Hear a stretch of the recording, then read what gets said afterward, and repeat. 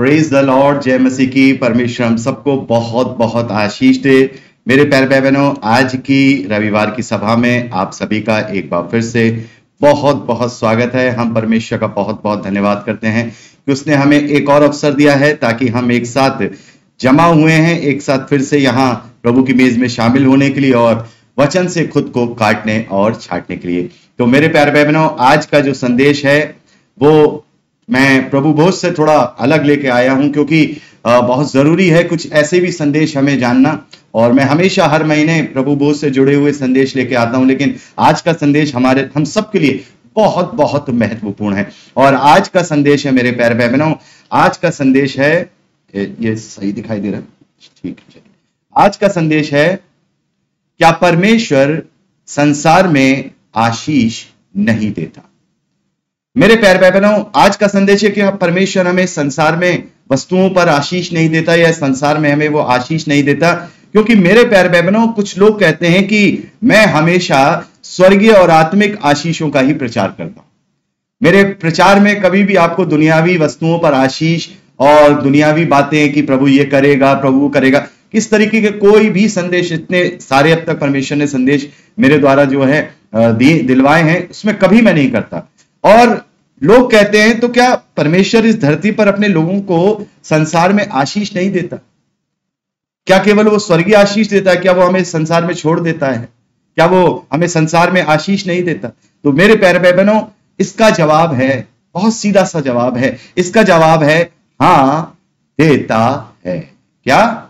हां, देता है, वरन बिना किसी देरी, बिना किसी उलाहना, बिना किसी देरी और बिना किसी कमी के साथ बहुत तायत से देता है और बहुत तायत से दिया है।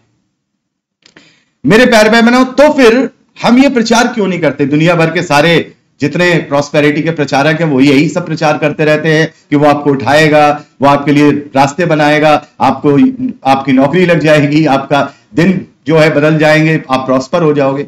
तो फिर हम क्यों नहीं प्रचार करते? जबकि परमेश्वर तो बिना किसी देरी के और बिना किसी कमी घटी के, वरन बिना किसी उलाहना के बहुतायत से सांसारिक वस्तुओं पर भी अपने लोगों पर आशीष देता है। फिर हम ये प्रचार क्यों नहीं करते? मेरे प्यारे भाई बहनों, क्योंकि प्रभु ने और चेलों ने जो प्रचार किया, प्रभु ने और चेलों ने जो प्रचार किया, मेरे प्यारे भाई बहनों, वो ही प्रचार हम करते हैं, वो ही प्रचार हम करते हैं। कोई और दूसरा प्रचार प्रभु ने और प्रभु के चेलों ने नहीं किया। एक सेकेंड। क्योंकि प्रभु ने हमें वस्तुओं पर आशीष बड़े ध्यान से क्यों नहीं करते प्रचार? क्योंकि प्रभु ने भी ये प्रचार नहीं किया।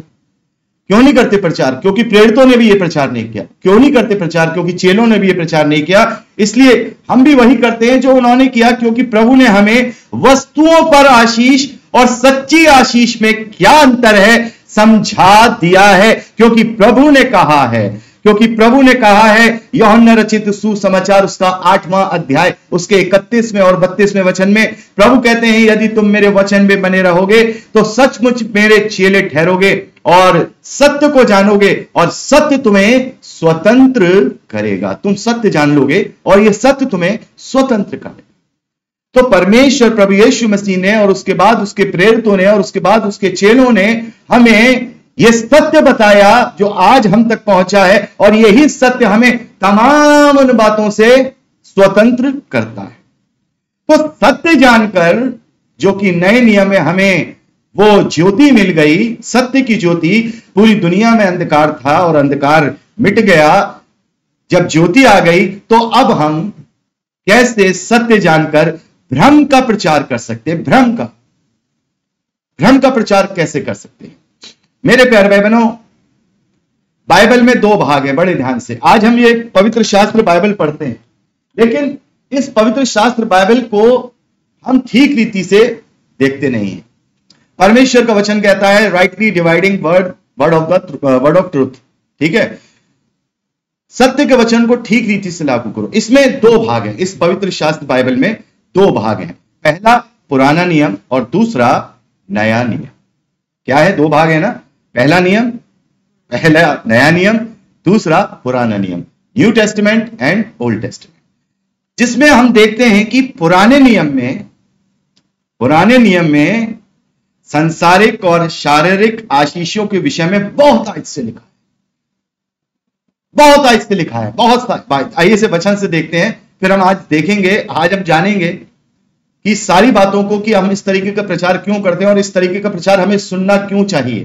ठीक है, वचन से देखते हैं बड़े ध्यान से। निर्गमन की पुस्तक, आवाज बहुत तेज आ रही है, एक minute. Praise the Lord, praise the Lord. अब ठीक है, चलिए, और मैं देखता हूं कोशिश करके आवाज बढ़ाने की। हो गया ठीक, चलिए। तो मेरे प्यारे भाई बहनों, निर्गमन की पुस्तक बुक ऑफ एक्सोडस, उसका 23वां अध्याय, उसके 25वें वचन से लेकर 27वें वचन तक लिखा है। क्या लिखा है? तुम अपने परमेश्वर यहोवा की उपासना करोगे, उपासना करना, बड़े ध्यान से, तुम अपने परमेश्वर यहोवा की उपासना करना, उसकी आराधना करना, उसके आज्ञाओं को मानना, तब वह तेरे अन्य जल पर आशीष दे।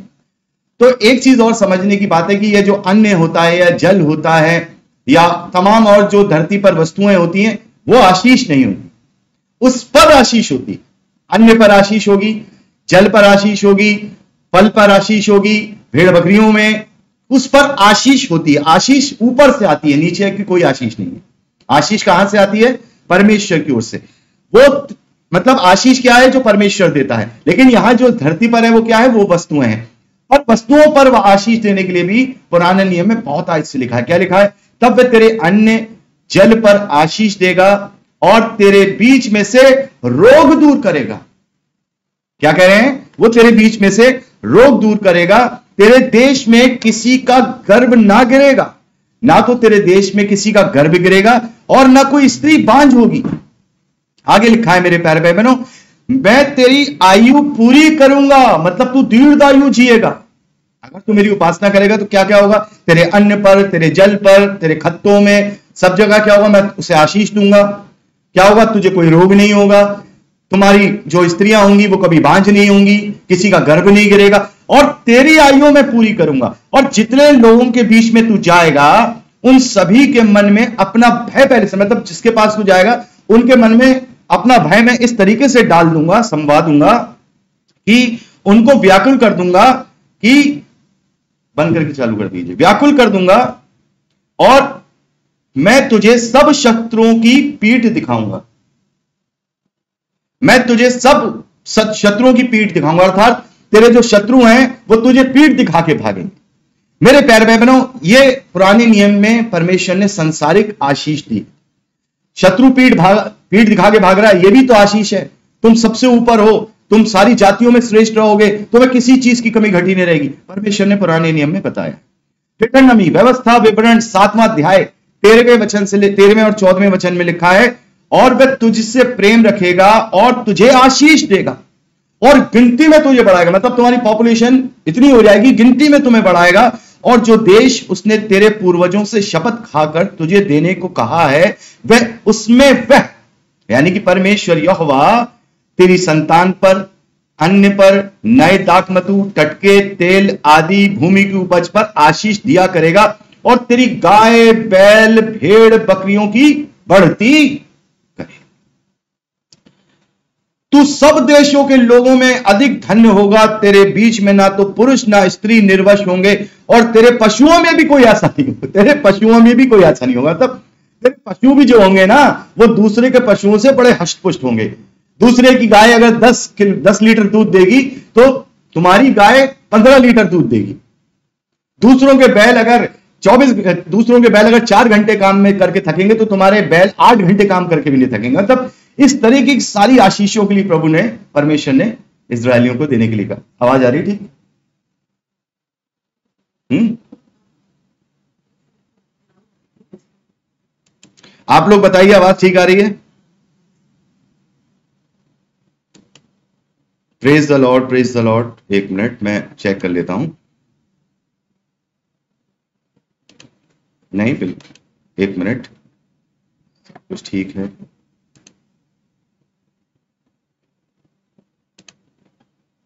नहीं, कम है, अब देखिए, अब सही आई होगी। Praise the Lord, praise the Lord. अब ठीक आई, अब आई ना, हाँ कम हो गई थी। चलिए इसको भी चेक कर लेता हूँ, ये तो ठीक है। चलिए प्रभु का धन्यवाद। दो माइक एक साथ चल रहे हैं ना, रिकॉर्डिंग पे भी चल रहा है, इस पे भी चल रहा है, तो उधर कम हो गया था, ऑटोमेटिकली डिवाइड कर देता है सिस्टम। चल क्या चली गई। तो प्रभु परमेश्वर कहता है कि मैं तुझे हर बात की आशीष दूंगा, हर बात में, ना केवल तुझे बल्कि तेरे जो पशु होंगे या तेरा जो कारोबार होगा या दाख मधु होगी, उसमें भी बहुत आयत की तुम्हें आशीष दूंगा।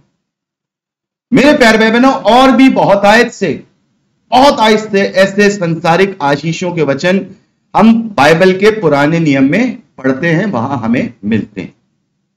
और हम देखते हैं कि परमेश्वर के जनों को किसी भी बात की कोई कमी घटी नहीं होती थी। संसारिक वस्तुओं में किसी बात की कोई कमी घटी नहीं होती थी। जैसे हम क्या देखते हैं, इब्राहिम के विषय में क्या देखते हैं, इब्राहिम के विषय में हम देखते हैं मेरे प्यारे भाई बहनों, इब्राहिम के विषय में देखते हैं 13वां अध्याय उत्पत्ति की पुस्तक 2 वचन। वहां लिखा है, इब्राहिम भेड़ बकरी गाय बैल सोने चांदी का बड़ा धनी था। क्या लिखा है, बड़ा धनी था। और जब हम मेरे प्यारे भाई बहनों यहां पर पढ़ते हैं, इब्राहिम जब उसके पास बहुत संपत्ति थी, बहुत नौकर चाकर दास सब कुछ थे, और वो अपने भतीजे लूत के साथ जब जाता है तो उसके चरवाहे जो होते हैं ना, उसके यहाँ जो चरवाही का काम करते थे, उनमें आपस में झगड़े होने लगते। तो क्या करता है, वहां पर जो इब्राहिम है वो लूत से क्या करता है, बंटवारा कर लेता है। वो कहता है कि तू चुन ले, तू किधर किधर की भूमि लेना चाहता है। उसने क्या करा, यर्दन की तराई चुन ली। किसने, लूत ने। और इधर का जो एरिया है, जो सूखा रूखा वाला एरिया है, वो इब्राहिम को दे दिया। तब इब्राहिम से परमेश्वर क्या कहता है, तू चिंता मत कर, ये सारे देश की भूमि मैं तुझे दूंगा, सब कुछ दूंगा। और उसके बाद हम देखते हैं इब्राहिम फिर इतना फल फूल गया, इतना उसके पास धन संपत्ति सब हो गई कि जब लूत परेशानी में पड़ा तो उसने एक सेना के साथ मिलकर के उसको एक राजा से लड़के वापस छुड़ा लिया। इसहाक के विषय में क्या देखते हैं, इसहाक के विषय में देखते हैं उत्पत्ति की पुस्तक 26वां अध्याय 12वें वचन से लेकर 14वें वचन तक। फिर इसहाक ने उस देश में जोता बोया, मतलब फसल को बोया, और उसी वर्ष में 100 गुना फल पाया। क्या, 100 गुना फल पाया, और यहोवा ने उसको आशीष दी। मेरे प्यारे भाई बहनों, और वह बड़ा और उसकी उन्नति होती चली गई, और यहां तक कि वह धनी पुरुष हो गया। जब उसके भेड़ बकरी गाय बैल और बहुत से दास दासियां हुई, तब पलिश्ती उससे चिढ़ने लगे, उससे जलने लगे। आगे चलते हैं मेरे प्यारे भाई बहनों, उसका बेटा याकूब के विषय में क्या देखते हैं, उत्पत्ति 30वें अध्याय में याकूब अपने मामा के यहां जाता है, लाबान के यहां, और उसकी बेटी से उसकी शादियां होती, 2 बेटियों से पहले उसने वो चाहता था। तो वहां पर क्या करता है, वो वहां उसकी सेवा करता है। और जब लाबान क्या वो जाता है तो उसके यहाँ कोई भेड़ बकरी और कोई पशु इतने नहीं थे, लेकिन जैसे ही एक परमेश्वर का जन वहां पहुंचता है तो परमेश्वर अपनी आशीष उसके द्वारा उसके खत्तों में देता है, उसके खूब भेड़ बकरियां सब कुछ हो जाती हैं। हम पढ़ते हैं, क्या, तेरे पशु मेरे पास किस प्रकार से रहे, मेरे आने से पहले वे कितने थे और अब कितने हो गए। याकूब क्या कह रहा है लाबान से, मेरे आने से पहले वो कितने थे और अब कितने हो गए, और यहोवा ने मेरे आने पर तुझे आशीष दी। यानी कि उसकी भेड़ बकरियां बढ़ गई। उसके बाद कहा कि भाई ठीक है, तू एक काम कर, अब से जो धारी वाले बच्चे होंगे वो तेरे होंगे याकूब, और जो सफेद और काले होंगे वो मेरे होंगे। ठीक है, क्या हुआ, परमेश्वर ने क्या करा, सारे के सारे बच्चे धारी वाले धब्बे वाले, धारी वाले धब्बे वाले। याकूब फिर बढ़ गया, और याकूब के पास बहुत सारी भेड़ बकरियां और सब चीज हो गई, क्योंकि पहले की धन यही संपत्ति यही होती थी। ठीक है, उसके बाद क्या हम देखते हैं मेरे प्यारे भाई बहनों, यूसुफ, उत्पत्ति की पुस्तक 39वां अध्याय 2 वचन से लेकर 3 वचन तक। वो उसके भाई से गड्ढे में डाल गए थे, और फिर उससे मिस्र के लोगों को बेच दिया, और फिर वो वहां कहां चला गया, मिस्र में, और एक पोतीपर नामक व्यक्ति के यहां वो उसकी गुलामी करने लगा।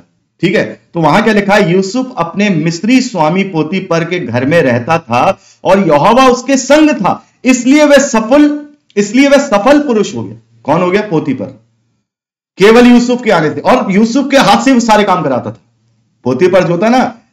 और यूसुफ के स्वामी ने देखा कि यहोवा उसके संग रहता है, और जो काम वह करता है उसको यहोवा उसके हाथ से सफल कर देता है, उसके हाथ से सफल कर देता है। मेरे प्यारे भाई बहनों, हम देखते हैं कि यूसुफ के द्वारा हर बार, इसलिए पोतीपर बहुत उसको चाहता था, पर उसकी पत्नी ने उसके साथ खैर धोखा दिया, अलग चीज है।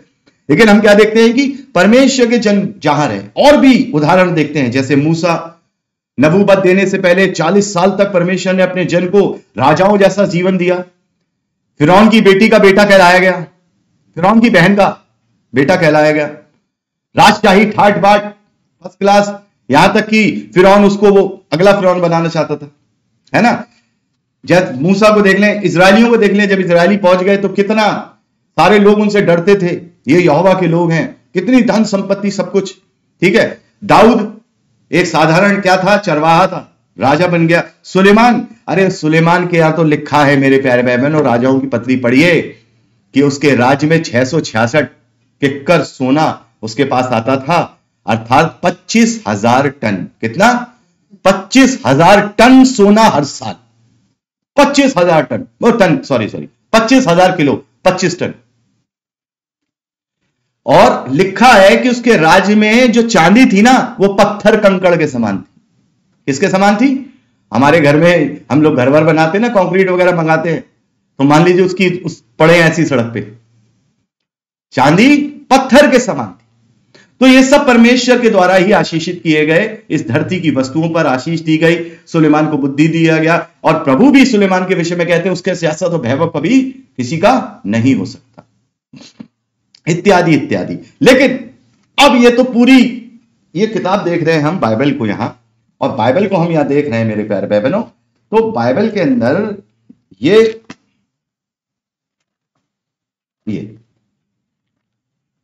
ये जो पुस्तक देख रहे हैं ना आप, ये कितनी मोटी पुस्तक है।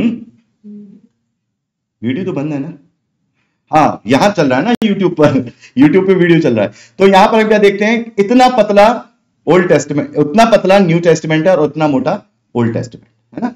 देखते हैं ना, इतना पतला न्यू टेस्टमेंट और इतना मोटा ओल्ड टेस्टमेंट। और इस ओल्ड टेस्टमेंट के मोटे भाग में क्या कहा गया? आशीष, आशीष, संसारिक आशीष, आशीष तेरे खेत में, तेरे रोटी पर, तेरे अन्न पर, तेरे जल पर, हैं, सब जगह आशीष। लेकिन इसके उलट हम क्या देखते हैं? बहुत छोटा सा भाग है, प्रभु यीशु मसीह के सुसमाचार से लेकर के प्रकाशित वाक्य तक, चारों सुसमाचार से। इसके उलट हम देखते हैं मेरे प्यारे भाई बहनों कि नए नियम में हम देखते हैं कि ना तो प्रभु ने, ना ही प्रेरितों ने, और ना ही किसी चेले ने सांसारिक आशीष की बात की। कहा ही नहीं कि तू यीशु मसीह पर विश्वास कर तो परमेश्वर यहोवा तेरे अन्न पे, तेरे जल पर, कहा कहीं एक भी वचन मुझे बताइए। यह भी नहीं कहा, क्या कहा? यदि तुम मुझसे प्रेम रखेगा तो मेरी आज्ञाओं को मानेगा, और यदि तुम मुझसे प्रेम रखेगा तो, यदि तुम मुझसे प्रेम करेगा तो मेरी आज्ञाओं को मानेगा, और मैं और मेरा पिता तेरे पास अपने आप को प्रकट करेंगे। सिर्फ ये लिखा है ना। पर पुराने नियम में आज्ञा पालनता के क्या लिखा है? यदि तू करेगा तो तेरे अन्न पर, तेरे जल पर, तेरा रोग नहीं होगा तुझे, तेरे बच्चों पर, तू पूरी आयु जिएगा, मैं तेरी आयु पूरी करूंगा। नए नियम में कहीं नहीं। नए नियम में हम देखते हैं कि ना तो प्रभु ने, ना ही प्रेरितों ने, ना ही किसी चेले ने संसारिक आशीष की बात की, और ना ही चारों सुसमाचारों में, ना ही प्रेरितों के कार्य में, ना ही किसी पत्री में, चाहे वो पौलुस की हो, यहूदा की हो, पतरस की हो, याकूब की हो, यूहन्ना की हो, किसी पत्री में, और ना ही प्रकाशित वाक्य में, अंतिम पुस्तक में किसी भी संसारिक वस्तुओं पर आशीष के विषय में नहीं लिखा। तो आखिर ऐसा क्यों? आखिर ऐसा क्यों? आखिर ऐसा क्यों? क्योंकि पहले वह नाशवान दे चुका, ताकि वह अब अविनाशी दे। पहले वो दे चुका, जो चीज वो पहले ही दे चुका है उसको यीशु मसीह दोबारा से देने नहीं आया। यीशु मसीह से पहले कौन सा ऐसा अभिषिक्त था जिसको किसी भी खाने की, पीने की वस्तु की कमी घटी परमेश्वर ने होने दी?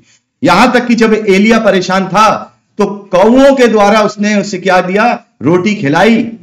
और जब उसकी सुरक्षा वहां पे घटी होने लगी तो वो इस विधवा के घर गया, और वहां उसका ना तेल घटा ना आटा, है ना तेल घटा ना आटा, और वो वहां रहा। किसी भी अभिषिक्त को किसी भी तरीके की कोई कमी घटी नहीं होनी थी। प्रभु यीशु मसीह के आने से पहले उसने सब कुछ तो उड़ेल दिया, लेकिन प्रभु यीशु मसीह क्या लेकर आया, यह ज्यादा महत्वपूर्ण है, क्योंकि अब वो अविनाशी दे। मेरे प्यारे भाई बहनों, नया नियम और पुराना नियम दो अलग अलग प्रतिनिधि हैं। क्या है? रिप्रेजेंटेटिव हैं। क्या है? प्रतिनिधित्व। दो अलग अलग बातों का प्रतिनिधित्व करते हैं, रिप्रेजेंटेशन करते हैं।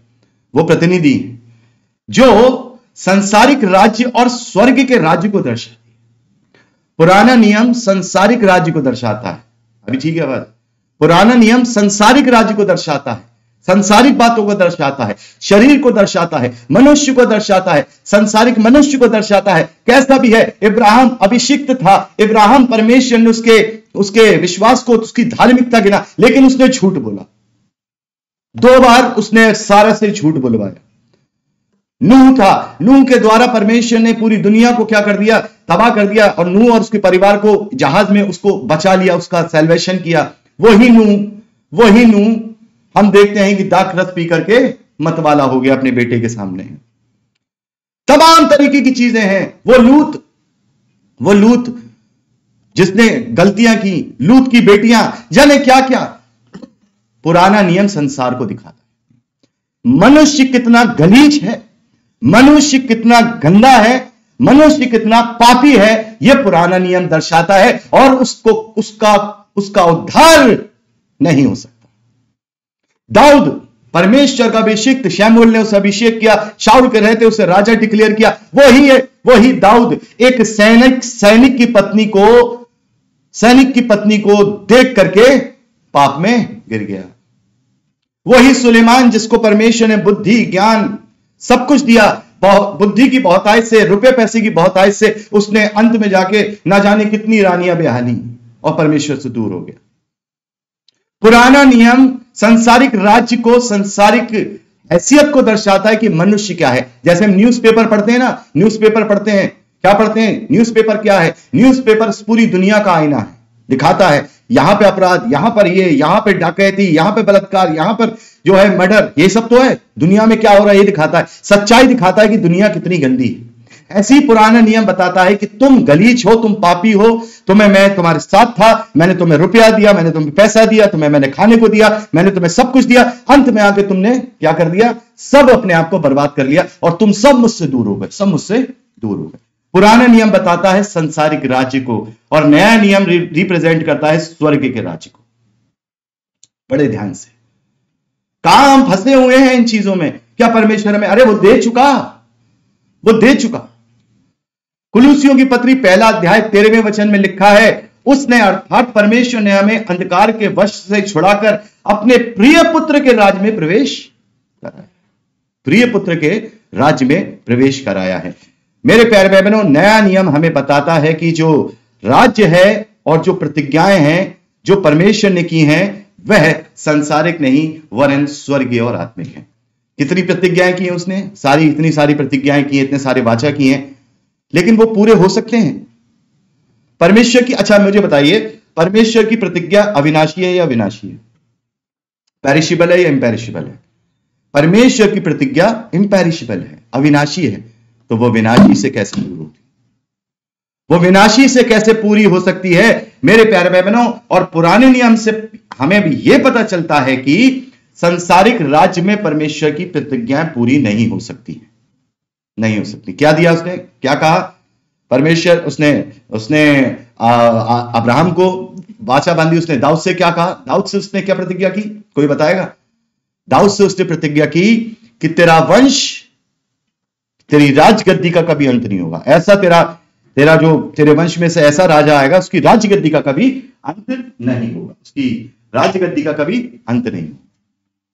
तो हम क्या देखते हैं मेरे प्यारे भाई बहनों, क्या ऐसा हो सकता था कि दाऊद का कोई ऐसा वंशज हो जिसकी राजगद्दी का कभी अंत नहीं होगा?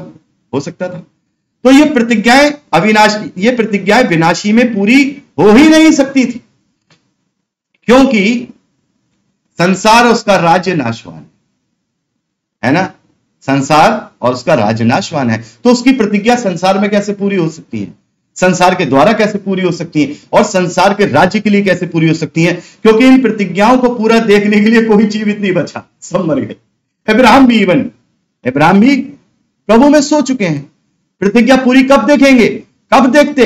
अगर यीशु नहीं आता तो देख लेते। अब्राहम तो मर चुके, मान लीजिए यीशु नहीं आया तो वो प्रतिज्ञा कैसे देखेगा? वो प्रतिज्ञा देखेगा जब यीशु आएंगे, प्रतिज्ञा जब देखेगा जब वो यीशु के वसीले से जी उठेगा। मरा हुआ इंसान प्रतिज्ञा नहीं देखता, जीवित देखता है। इन प्रतिज्ञाओं को पूरा देखने के लिए कोई जीवित नहीं बचा, सब मर गए और राज्य भी छिन गया। लो भैया, कितना बड़ा राज्य दिया परमेश्वर ने इजराइल। पहले तो वो आपस में मर खप गए, एक राज्य था अच्छा खासा, दो राज्य हो गए, उत्तरी दक्षिणी किंगडम क्या बन गया, इजराइल बन गया, और क्या बन गया नीचे का, यहूदा का देश। वो आपस में मर खप गए पहले, फिर उसके बाद इतने उनके अंदर सारी चीजों की बहुतायत से इतना घमंड आ गया कि गद्दियों पर एक दूसरे से अटैक करने लगे, कभी कोई कभी कोई कभी कोई कभी कोई। धीरे धीरे करके परमेश्वर ने उनका साथ छोड़ा, क्योंकि ये प्रतिज्ञा शरीर से पूरी हो ही नहीं सकती थी, क्योंकि सब ने पाप किया है। धीरे धीरे वो क्या हो गए, धीरे धीरे सारे के सारे राज्य छिन गए, राज्य भी छिन गए, रह गए क्या बन गए, गुलाम। राज्य छिन गए, वो अशूरियों के पहले, उसके बाद बेबीलोन ने सबको अपना गुलाम बना लिया। सारा वैभव, बड़ा भारी वैभव सुलेमान के द्वारा बनाया गया, सारा वैभव और सब वैभवशाली और धनी और समृद्ध, कोई जीवित नहीं बचा, कोई जीवित नहीं बचा। परमेश्वर ने कहा, निर्गमन उसका 23वां अध्याय उसके 25वें वचन से लेकर 27वें वचन तक, बड़े ध्यान से ये वचन मैं आपके लिए लाया। क्या आशीष दी थी उसने, तेरे अन्न पर, तेरे जल पर, तेरे इन सब पर क्या होगा, आशीष, आशीष होगी। और मैं तेरी आयु पूरी करूंगा, 80 90 जितनी भी तेरी लाइफ है, 120 साल पूरी करूंगा। परमेश्वर ने यहां यह नहीं कहा कि तेरी आयु अनंत करूंगा। मतलब ये आशीष उस प्रतिज्ञा की नहीं है जो हमें वो उद्धार देना चाहता है, क्योंकि वो पूरी कर देगा, कंप्लीट। भाई 80 साल तेरी, 60 साल तेरी, 90 साल तेरी, 100 साल चली, बस जी और खत्म। ये कोई आशीष हुई, ये कोई आशीष हुई? क्योंकि परमेश्वर की आशीष अविनाशी है, इसलिए वो अविनाशी रूप से अनंत जीवन देने के लिए उसने अपने इकलौते पुत्र दिया। क्योंकि अविनाशी के लिए अविनाशी की जरूरत है। समझ में आया? अविनाशी प्रतिज्ञा को पूरा करने के लिए एक अविनाशी की जरूरत है कि वो कभी ना मरे। एक अविनाशी राज्य की जरूरत है जिसे कोई ना छीन सके। एक अविनाशी जीवन की जरूरत है जहां किसी भी चीज की कोई कमी घटी ना हो। इसलिए नए अविनाशी राज्य और संतानों की आवश्यकता थी, ताकि अविनाशी प्रतिज्ञाएं पूरी हों और उस राज्य में रहने वाले उसे देखें और उसमें अनंत काल तक जिए। परमेश्वर को यह ना कहना पड़े कि तेरी उम्र पूरी करूंगा, वरन परमेश्वर यह कहता है कि जो कोई मेरे इकलौते पुत्र पर विश्वास करता है वो नाश नहीं होता परंतु अनंत जीवन पाता है। और यह अनंत प्रतिज्ञाएं पूरी करने के लिए अविनाशी होना जरूरी था। और नया नियम हमें बताता है कि पुराना नियम विनाशी है और नए नियम में प्रभु यीशु मसीह अविनाशी को लेके आया। और जब अविनाशी को ले आया, मेरे प्यारे भाई बहनों, हमारी जेब में कंकड़ पड़े हैं और उन कंकड़ों को हम बड़ा अच्छा समझ रहे हैं, लेकिन जब कोई हमें हीरा दे दे तो हम बहुत बड़े बुद्धिमानी होंगे जो कंकड़ संभाले रहेंगे। मेरे प्यारे भाई बहनों, जब स्वर्गीय धन हमें मिल गया, जब हमें सब प्रकार की आशीषें मिल गई, तब उसने हमें सब कुछ दे दिया। उसके लिए यीशु के बलिदान की जरूरत नहीं थी, केवल प्रार्थना ही जरूरी थी। अरे हिजकिय्याह ने कहा यशायाह से, भैया मैं उम्र में और जीना चाहता हूं, कहा ना, अरे परमेश्वर ने 15 साल और बढ़ा दिए उसको। कितने? 15 साल। बड़े खुश हो गया, फिर मर गया। मैं प्रभु से प्रार्थना करता हूं और विश्वास करता हूं, तब प्रभु कहते हैं 15 साल हमेशा के लिए जी। 15 साल क्या होते हैं? 15 साल तो मेरे लिए तो 1000 साल, तुम्हारे 1000 साल मेरे लिए एक दिन। क्या होगा उसका? मैं तो तुम्हें यह देने आया, ताकि अविनाशी प्रतिज्ञाएं पूरी हों और उस राज्य में रहने वाले उससे देखें और उसमें अनंत काल तक रहें। नया नियम हमें उस स्वर्ग के राज्य की अनंत आशीषों का सत्य बताता है जो कभी खत्म नहीं होगी, और वह आशीष और राज हमसे कोई छीन नहीं सकता। अशूरियों ने छीन लिया वो राज्य। अगर वो ही परमेश्वर की प्रतिज्ञा थी, बड़े ध्यान से, क्या लिखा है मालूम है? क्या लिखा है? वो अनंत काल के लिए देश तुम्हें दूंगा। क्या लिखा है? जरा सोचिए, प्रतिज्ञा क्या है? वो प्रतिज्ञा का देश मैं तुम्हें हमेशा हमेशा के लिए दूंगा। जब हमेशा हमेशा के लिए धरती नहीं बचेगी तो देंगे कहां से प्रभु? इसका मतलब वो भूमि की बात नहीं कर रहा। वो क्या कर रहा है? मैं तेरे वंश को हमेशा हमेशा के लिए देश दूंगा। ये इस आशीष की कभी भी कोई नहीं होगी, इसकी कमी मतलब खत्म नहीं होगी। वो तो खत्म हो गई। इसका मतलब ये अविनाशी के विषय में बात कर रहा है, इम्पेरिशेबल के विषय में बात कर रहा है, जो हमसे छीन नहीं सकता। पहले इजरायलियों का राज अशूरियों ने छीन लिया, वो गुलाम बन गए। फिर बचे यहूदा, तो यहूदा के लोगों को भी बेबीलोन के वालों ने गुलाम बना लिया और राज्य छीन लिया। मेरे प्यारे भाई बहनों, इब्रानियों की पत्री उसका पहला अध्याय उसके पहले और दूसरे वचन में लिखा है कि पूर्व के युग में परमेश्वर ने पूर्वजों से थोड़ा थोड़ा करके और भांति भांति के भविष्यवक्ताओं के द्वारा बात की। थोड़ा थोड़ा करके, उन्हें नहीं समझ में आ रहा था। वो असली आशीष देने से पहले वो आर्टिफिशियल आशीष देना चाह रहा था उन्हें, संसार की भौतिक आशीष है, ताकि उसकी सामर्थ्य को वो समझ पाए। क्योंकि मनुष्य जब तक देखी हुई बातों पर विश्वास नहीं करता है ना, उसे इसकी सामर्थ्य का अंदाजा नहीं होता। वैसे मैं कहता रहा हूं और परमेश्वर क्रोध करेगा, परमेश्वर क्रोध करेगा, परमेश्वर क्रोध करेगा। कौन डर रहा है? किसको भय आ रहा है? अरे किसने देखा? लेकिन अगर जिस दिन क्रोध कर दे, अभी बीते 15-20 दिन पहले की बात है, इतनी भयानक क्या बज रही थी बिजलियां, हमारे आसपास इतनी बिजली गिरी, आसमानी बिजली, इतनी जोर की आवाज की जैसे कि पूरी दुनिया में 4-5 एटम बम एक साथ फट गए हों। इतना भयानक, सारी खिड़कियां खड़खड़ा रही, सब कुछ। उस वक्त लगा कि हे प्रभु, ये तो थोड़ा सा जलजलाहट है। असली जलजलाहट होगी तो क्या होगा? जब तेरी असली जलजलाहट होगी, पानी के शब्द होंगे, बड़े पानी के शब्द होंगे, तो बड़ी तुरही की शब्द होगी, तब इस धरती पर कैसी घबराहट होगी।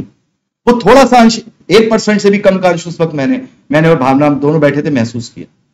तो मेरे प्यारे भाई बहनों, यहां पर हम क्या देखते हैं कि इस अंतिम दिनों में परमेश्वर ने हमसे बातें की, तो उसने हमें जो इस धरती पर जो सत्य बता दिया, वो तब जब हम प्रभु यीशु मसीह के बलिदान को देखते हैं, तो वो सत्य हम सत्य पर विश्वास करते हैं।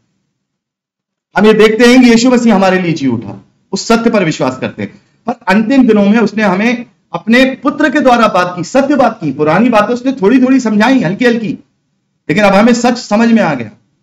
कुलुसियों की पत्री पहला अध्याय 26वें वचन में लिखा है, अर्थात उस भेद को जो समयों और पीढ़ियों से गुप्त रहा, उनसे गुप्त रहा।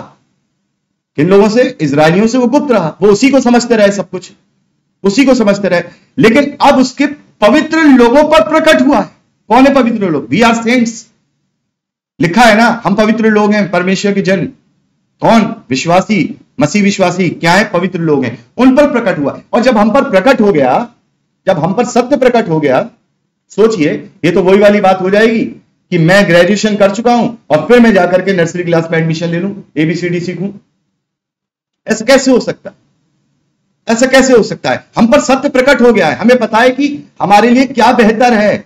हम जानते हैं परमेश्वर हमारे साथ है, वो हमें गिरने नहीं देगा। हम जानते हैं अगर उसने गिरने भी दिया है तो हमारी भलाई उसमें है, क्योंकि हम सत्य जानते हैं। वो नहीं जानते तो उसी में रोते रहते थे, प्रभु हम गरीब हो गए, प्रभु हमें शत्रुओं ने लूट लिया, प्रभु हमारा ये कर, शहरपना टूट गई, इसी में रोते रहते थे। हम नहीं रोते हैं, क्योंकि हमें पता है कि हमारे लिए हल्का सा क्लेश भी हमारे लिए अनंत आशीष, अनंत जीवन की आशीष उत्पन्न करता है, अनंत महिमा उत्पन्न करता है। ठीक है, यही भेद हम समझना नहीं चाहते हैं और अपना मन केवल नाशमान पर लगाते हैं। मेरे प्यारे भाई बहनों, मत्ती 6:31-33 को बड़े ध्यान से देखिए, क्या कह रहे हैं प्रभु यीशु मसीह। प्रभु क्या कह रहे हैं? प्रभु कह रहे हैं, इसलिए तुम चिंता, ये कौन सी चिंता है? हम लोग चिंता किसकी कर रहे हैं? आज हम किसकी चिंता कर रहे हैं? आज हम केवल संसारिक भोजन ही की तो चिंता कर रहे हैं। प्रभु कह रहे हैं, इनकी चिंता मत करना कि क्या खाएंगे, क्या पिएंगे, क्या पहनेंगे, ये ऑलरेडी तुम्हारे लिए अप्रूव्ड है। हम लोग, जब मैं सिविल इंजीनियर हूं, जैसे जब मैं कोई प्रोजेक्ट के लिए जाते थे हम लोग, तो हम अप्रूवल लेते थे हायर अथॉरिटी से, है ना। तो जैसे किसी भी प्रोजेक्ट के लिए अप्रूवल लेने गए तो अप्रूव हो गया, ठीक है, आवाज अप्रूव हो गया, वो एक प्रोजेक्ट हमारे अप्रूव हो गया। फिर उसके लिए दूसरा लेके जाते थे कि भाई दूसरा अप्रूवल हो जाए। लेकिन क्या अप्रूव्ड फाइल को दोबारा से अधिकारी के पास रखोगे? जो अप्रूव्ड है, अगर ऐसा तो क्या करे अधिकारी, जो ऑफिसर होगा वो क्या करेगा? भगा देगा अपने केबिन से। तुम्हें नहीं पता मैं कर चुका हूं इसे, जाके काम करो।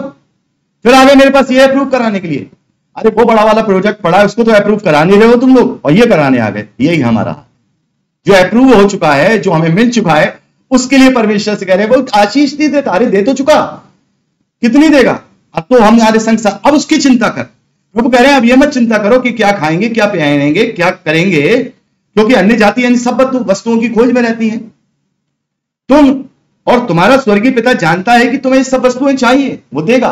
वो 2 पैसों की गोरैयों की भी रक्षा करता, ना वो काटती है ना बोती है ना। सोसन के फूलों को देखो कैसे खूबसूरत है, वो तो सबके लिए करता है। इस दुनिया में कौन सा ऐसा पशु पक्षी, यहां तक कि बैक्टीरिया तक भी, कौन सा ऐसा जिससे उसका भोजन नहीं मिलता? इसलिए पहले तुम परमेश्वर के राज्य और धार्मिकता की खोज करो। वहां हिंदी की बारे में लिखा है तो शब्द नहीं आया है वहां आया है ये सब वस्तुएं भी तुम्हें मिल जाएंगी, और तुम्हें ये सब वस्तुएं भी मिल जाएंगी, क्योंकि ये ऑलरेडी तुम्हारे लिए है। इसकी चिंता मत करो, इसकी चिंता तुम्हारा पिता कर लेगा। तुम अपना कर्म करो, यहां पर जो तुम्हें मेहनत दी गई है, जो तुम्हें वर्क दिया गया है, जो तुम्हें बुद्धि दी गई है, उसके द्वारा अपने जीवन को यापन करो। मैं तुम्हें उन वस्तुओं पर भी आशीष दूंगा। लेकिन तुम्हारा मकसद तो मेरे पास ये है ही नहीं कि तुम उसका अनंत जीवन चाह रहे हो, पापों की क्षमा चाह रहे हो, तो कहां आज्ञा पालनता रही? और जहां आज्ञा पालनता ना रही तो वहां आशीष नहीं रही। और अगर आज्ञा पालनता है तो हम अपने जीवन को अनंत जीवन के अनुसार जीने का प्रयास करेंगे। इसका मतलब अगर आज्ञा पालनता है तो हमें फिर कोई चिंता करने की जरूरत ही नहीं है। आज कोई उपाय नहीं समझ में आ रहा है, no problem sir, no problem, no issue, क्योंकि हम जानते हैं कि हमारे पास आइडिया नहीं, लेकिन निराश नहीं, क्यों? हमारे पास सर्व सामर्थ्य वो तो दे चुका, हमें अप्रूवल दे चुका। मुझे तो अपने अप्रूवल की उसकी चिंता है, ये मिले ना मिले। मान लीजिए अगर कोई टेंडर मुझे मिल रहा है तो मैं 2 लाख के टेंडर के विषय में चिंतित रहूंगा, 2 करोड़ के टेंडर के लिए ये सोचूंगा भैया 2 करोड़ वाला टेंडर मिल जाए, ताकि भैया 2-4 साल अच्छे से प्रोजेक्ट चल जाए, ये सोचूंगा ना। हम क्या सोच रहे हैं? हम उसकी तैयारी नहीं कर रहे हैं, हम उसकी तैयारी नहीं कर रहे हैं, ना हम उसके लिए सोच रहे हैं। परमेश्वर कह रहा है जो मैं अप्रूव कर चुका हूं, दे चुका हूं, तेरे लिए कर चुका हूं, उसके लिए क्यों चिंतित है? अरे चिंतित होना है तो इस बात के लिए चिंतित है हो, कहीं अनंत जीवन तुझसे ले लिया ना जाए, कहीं अनंत जीवन तुझसे ले ना लिया जाए। मेरे प्यारे भाई बहनों, परमेश्वर सभी प्राणियों को इस धरती की सभी जरूरत की वस्तुएं मुहैया कराता है। यहोवा यिरे है, यहोवा प्रोवाइडर है, वो कराता है, कर चुका है। चाहे वो पशु हो, पक्षी हो, समुद्र के प्राणी हो, या फिर वो मनुष्य हो, चाहे वह धर्मी हो या अधर्मी। इसलिए तो आज जापान वाले भी फल रहे हैं, क्योंकि परमेश्वर किसी की मेहनत का फल नहीं रोकता। उसने सबके लिए अपनी सांसारिक जो आशीषें हैं, धूप, बारिश, यहां की खदानें, यहां के केमिकल्स, वो सबके लिए हैं। यूरेनियम के लिए कितनी लड़ाई हुई ना ईरान में, यूरेनियम, भैया उनके पास यूरेनियम है, इसी वजह से लड़ाई हुई। लाखों करोड़ों रुपए का उसका सोने से भी 40-50 गुना ज्यादा उसका रेट है। सब तो दे दिया, किसी को रोका? ईरान वालों को रोका नहीं, यूरेनियम मत खोदो यहां से, रोका नहीं? रोका। ईरान वालों को, अरब वालों को रोका, यहां से तेल मत लो। सब तो उसने सभी को दिया ना, सबको उसने सभी को दिया। तो परमेश्वर ने सबको दिया है, धर्मी हो या नहीं हो, परमेश्वर सभी को उनके संघर्ष और मेहनत का फल देता है, सबको देता है, चाहे वो धर्मी हो चाहे अधर्मी हो। मत्ती 5:45 में लिखा है, क्योंकि वह भले और बुरे दोनों पर अपना सूर्य उदय करता है, और धर्मी और अधर्मी दोनों पर अपनी बारिश करता है। अर्थात तो सब कुछ उसके लिए है। ऐसा नहीं है कि कोई विश्वास नहीं करता, उसने गेहूं बोया तो उसकी फसल नहीं होगी। ऐसा होता तो पंजाब में सबसे ज्यादा गेहूं नहीं होता। हाँ, लेकिन मेरे प्यारे भाई बहनों, हाँ, लेकिन वे अपने लोगों को कभी भी खाली नहीं रखता। वे अपने लोगों को, यदि वे सत्य को समझ गए हैं, सत्य की खोज में हैं, तो उनकी कमी घटी में भी उनकी जरूरी वस्तुओं पर आशीष देते। इसीलिए करोड़पति भी दुखी है, और प्रभु में अगर कोई मिडिल क्लास है तो शांति के लिए सुखी, क्योंकि परमेश्वर उसकी कमी घटी में भी क्या करता है? उसको संतोष देता है। वही सबसे बड़ी आशीष है। और प्रभु ने तो 2 रोटी से क्या किया?